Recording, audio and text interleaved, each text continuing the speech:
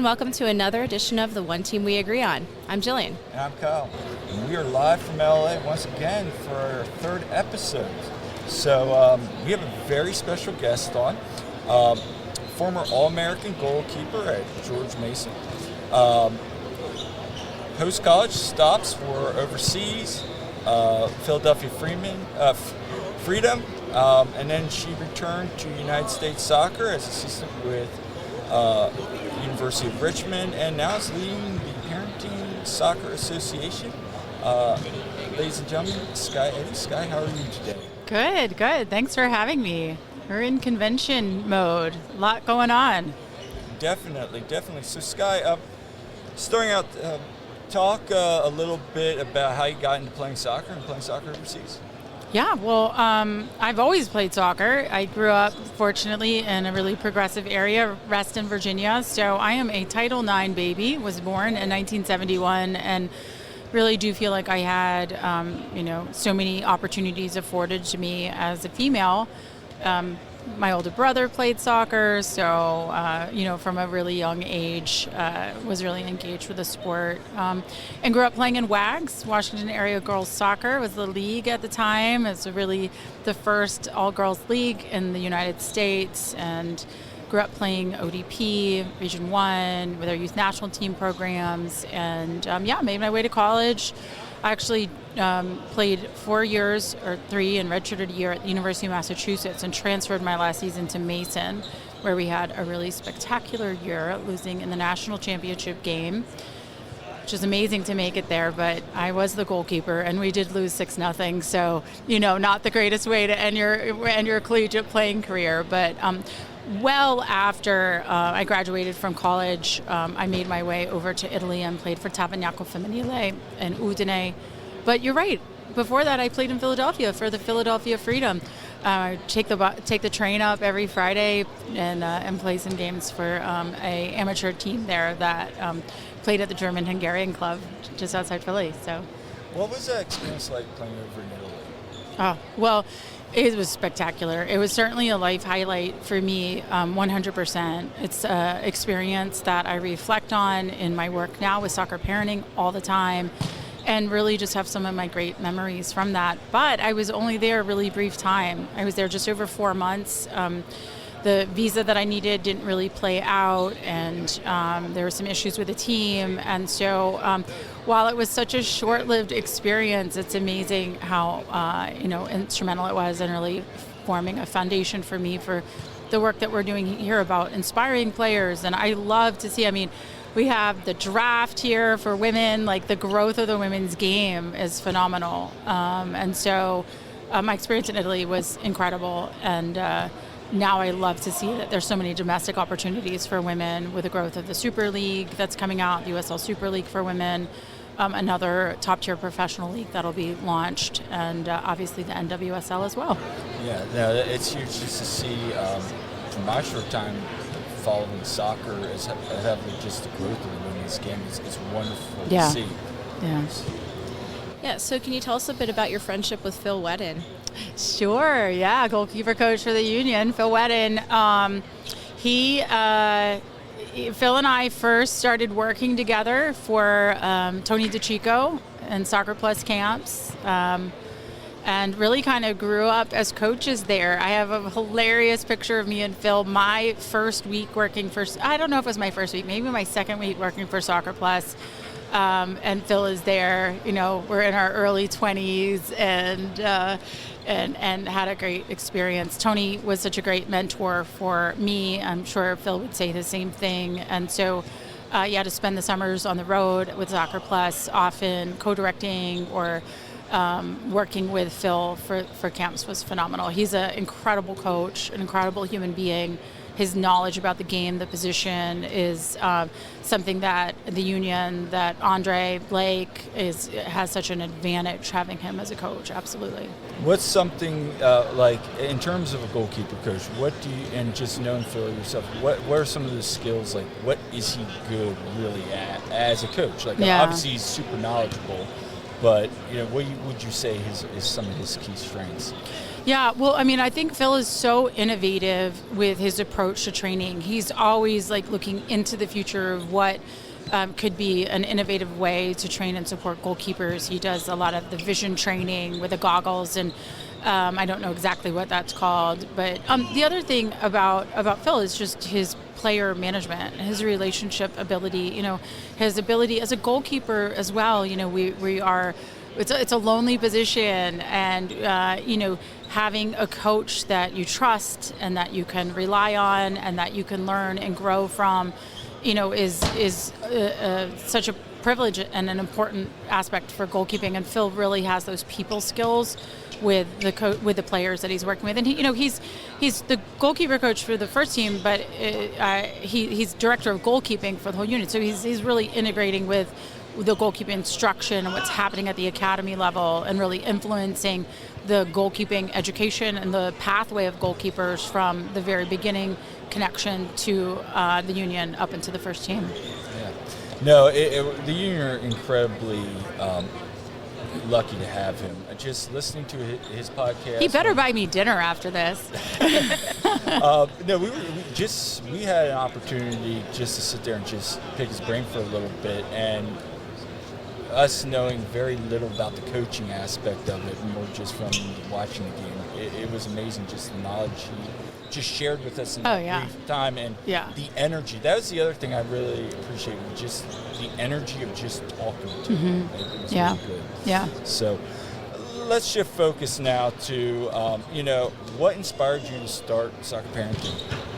What was the main focus of this? Because what you're doing is amazing. So I'm just really curious about that story. Yeah, thanks for asking. So I founded Soccer Parenting over 10 years ago. I thought as my kids were coming up in the game, my daughter is now 23, my son is 20. As my kids were coming up in the game, I thought, being a soccer parent is going to be so easy for me because I'm a former player, I'm an active coach, I love working with kids. I've got this. And to be clear, being a soccer parent was hard. My daughter, who's older and had high performance dreams, she played in college. My daughter was an All-American as well, collegiately. She has a much different mentality than I do, though. So I was feeling a lot of stress as a parent. So that's certainly one reason, or one thing that prompted me to start Soccer Parenting, because I became very curious about how I could show up for my daughter to make sure that her experience was inspiring. And so through that curiosity, I started interviewing people and started creating content for soccer parents that was content that was useful for me in my process as a parent, and I knew would also be equally useful for other parents.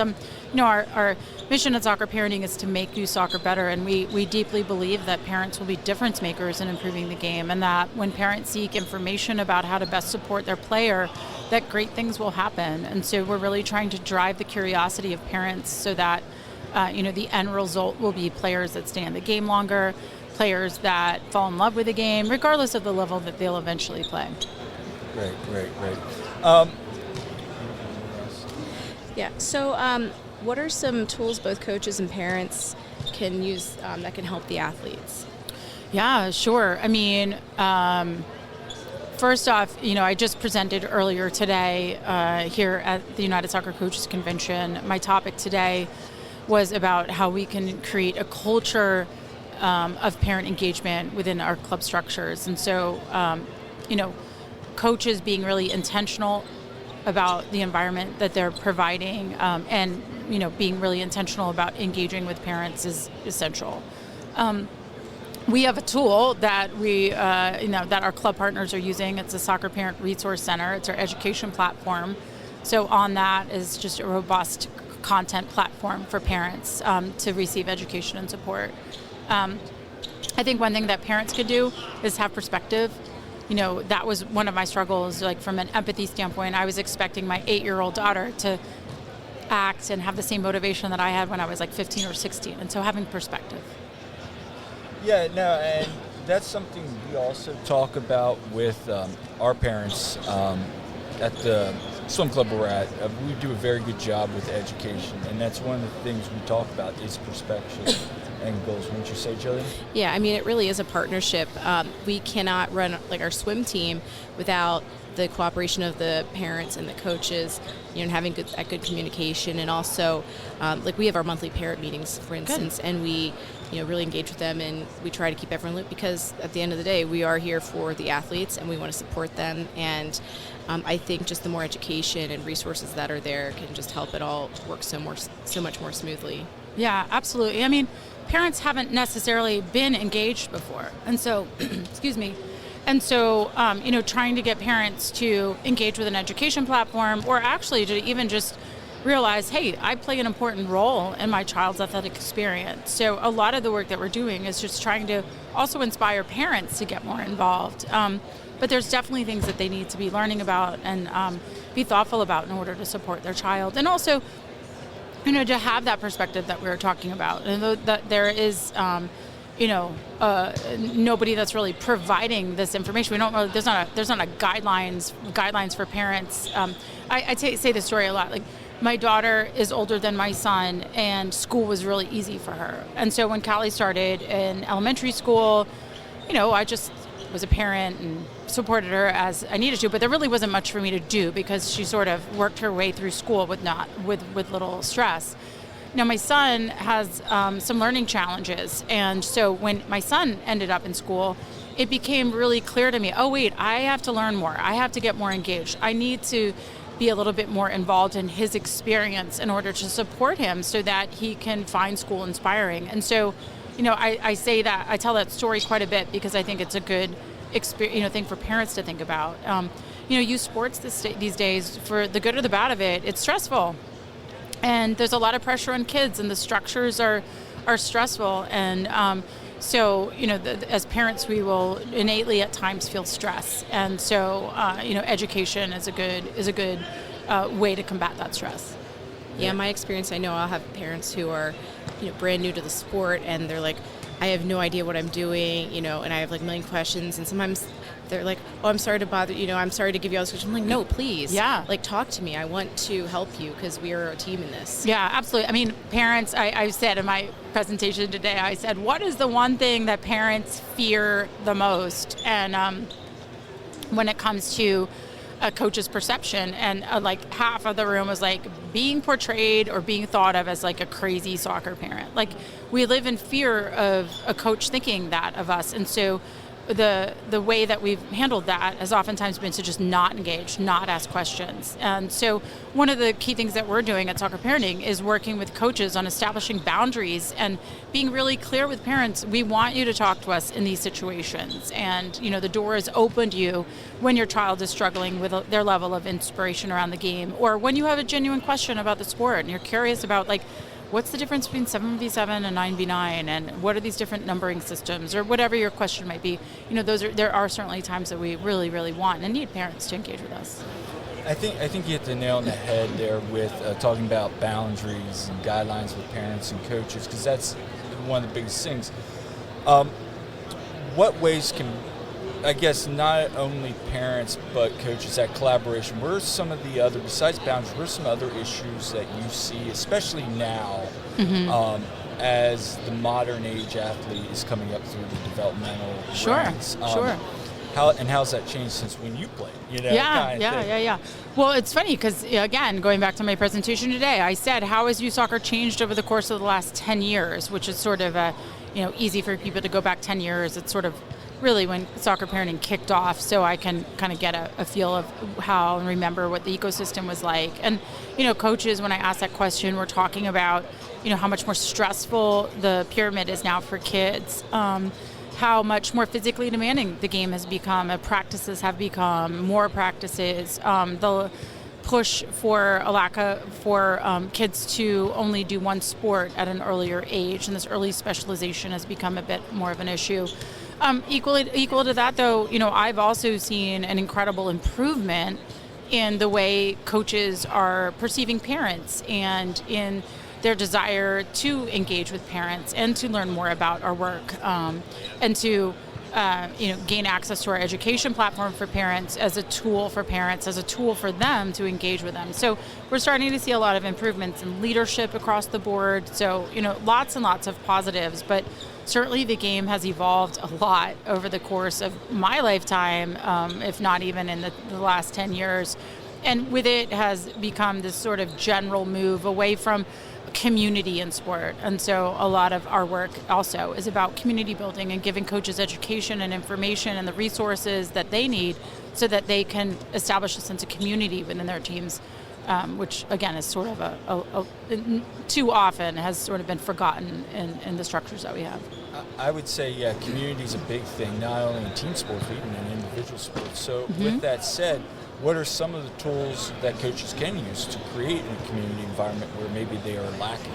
Yeah, I talk to coaches a lot about establishing trust. Foundational to the work that we're doing is how we establish trust in the coach-parent relationship. Of course, that goes across any sport. How we engage and so to establish trust, we have to right our wrongs if we make a mistake as a coach. We forgot to substitute somebody, apologize to the player and send a note to the parent and, let them acknowledge that. So right your wrongs. Knowing the names of the parents on your team is an important way of demonstrating respect. You can also establish trust by being confident in yourself, like getting coach education and letting people know that you're trying to support your future as a coach and your ability to impact the lives of the kids that are in front of you.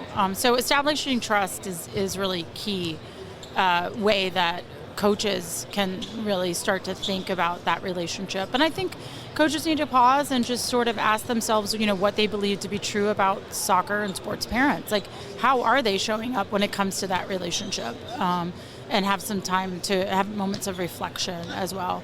But in terms of establishing community, we are a big proponent of soccer teams having a social coordinator as well as a team manager. So tasking and being super intentional with tasking a parent on your team with having 3 events throughout the course of the season. Nothing that's going to be really difficult for the parents. Maybe it's just a quick potluck supper one evening instead of practice, or maybe it's ice cream after a Saturday afternoon game that the team all goes to. So just a few little opportunities, but being really intentional about making sure that they happen. So assigning a social coordinator to make sure those happen.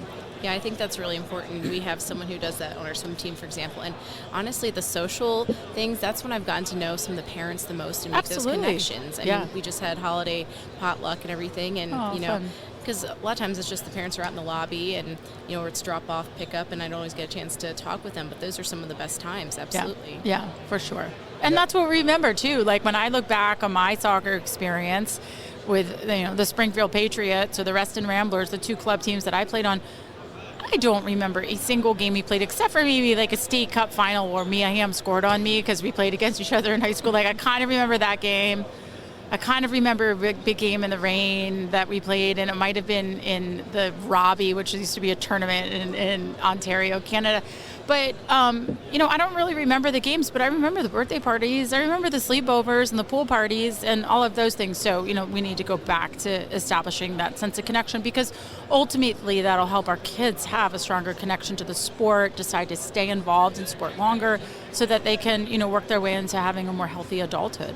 Absolutely. Absolutely. And what do you have coming up in the future? What's your future plan for the association? Like, how is it growing and what do you want to see? Yeah, I mean, we're in a high growth phase right now. We have over 230 club partners across the United States. I think probably by the end of 2024, that number will be in the 300 to 400 range.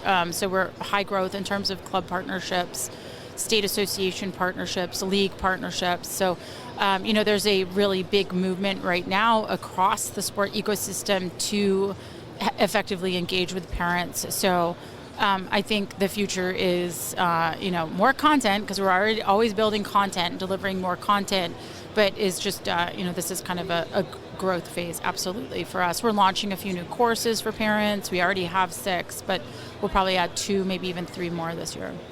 That's wonderful to hear. And again, just parent education as coaches, we can't stress that enough. We really can't.